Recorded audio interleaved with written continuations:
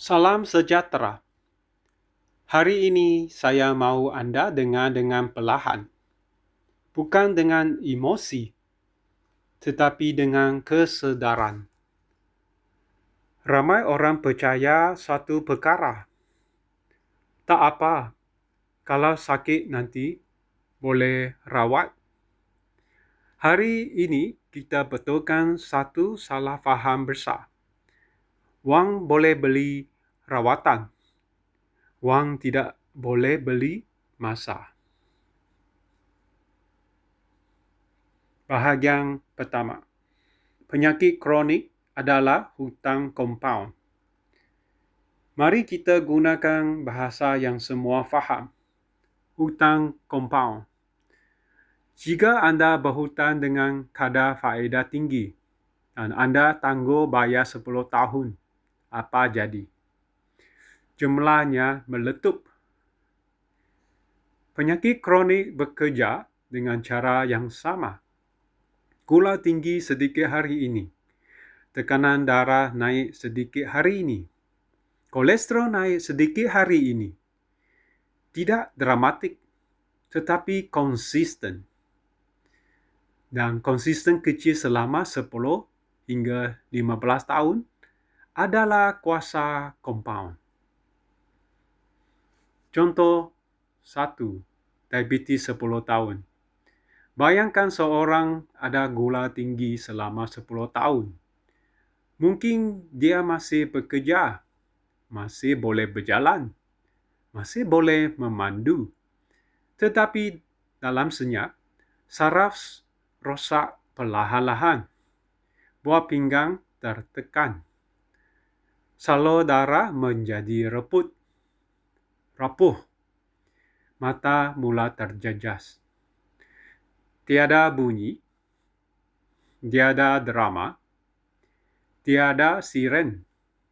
Tetapi kerosakan sedang berlaku.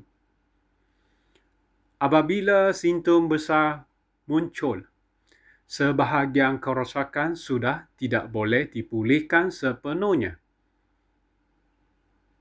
Contoh kedua, tekanan darah 15 tahun. Sekarang bayangkan tekanan darah tinggi selama 15 tahun. Setiap hari, salur darah menerima tekanan lebih tinggi daripada normal. Apa jadi selepas 15 tahun? Dinding salur darah menebal. Risiko strok meningkat. Risiko serangan jantung meningkat. Organ dalaman bekerja lebih keras. Selama 15 tahun, badan membayar harga perlahan-lahan. Dan apabila peristiwa berlaku, ia nampak tiba-tiba. Sebenarnya tidak. Ia dibina selama 15 tahun. Bahagian kedua. Masa tidak boleh dibeli semula. Ini hakikat yang paling sukar diterima. Jika gula anda rosakkan organ 10 tahun, anda tidak boleh bayar dan reset 10 tahun itu. Jika tekanan darah merosakkan salur darah 15 tahun, anda tidak boleh beli semula keadaan asal. Rawatan boleh kawal, stabilkan dan kurangkan risiko. Tetapi rawatan jarang boleh undo sepenuhnya. Dan disinilah kesilapan besar berlaku. Kita sangka wang boleh menyelesaikan semuanya. Tidak. Wang hanya boleh mengurus akibat, bukan memulihkan masa. Bahagian ketiga, infrastruktur masa. Kesihatan adalah projek jangka panjang. Ya, bukan projek 30 hari. Bukan cabaran 90 hari. Bukan diet sebulan. Ya, struktur 20 hingga 30 tahun ke atas. Dan struktur ini bergantung pada satu perkara. Apa yang anda buat selama simptom muncul. Kerana bila simptom muncul, anda sudah lewat beberapa tahun. Realiti yang jarang dibincang. Ramai orang hanya berubah selepas masuk hospital. Doktor beri amaran. Rakan kena stroke, saudara kena serangan jantung. Kenapa kita tunggu kejutan? Kenapa kita tidak belajar daripada statistik? Kenapa kita tidak belajar daripada pola? Jawapannya mudah. Manusia suka menghargai risiko yang tidak nampak.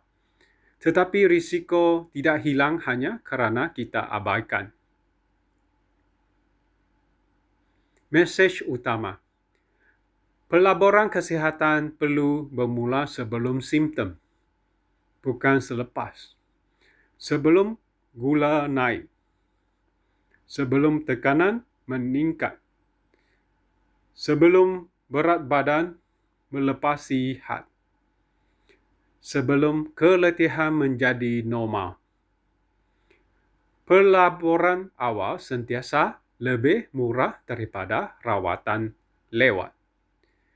Dalam bisnes, kita faham konsep preventive maintenance. Kenapa tidak dalam badan?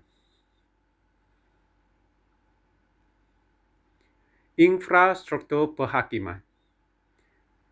Jika anda benar-benar mahu bangkit sihat, ubah satu perkara. Jangan fikir, apa saya boleh rawat? Tanya, apa saya boleh cegah? Itu perbezaan antara mentaliti reaktif dan mentaliti infrastruktur. Penutup. Tanah boleh beri dividen tahunan. Penyakit kronik beri faedah kompaun negatif. Satu membina kekayaan. Satu mengakis masa. Dan masa adalah aset paling mahal yang kita ada. Wang boleh beli rawatan. Tetapi masa yang telah hilang tidak boleh dibeli semula. Jumpa anda dalam episod ke-6. Sistem versus produk.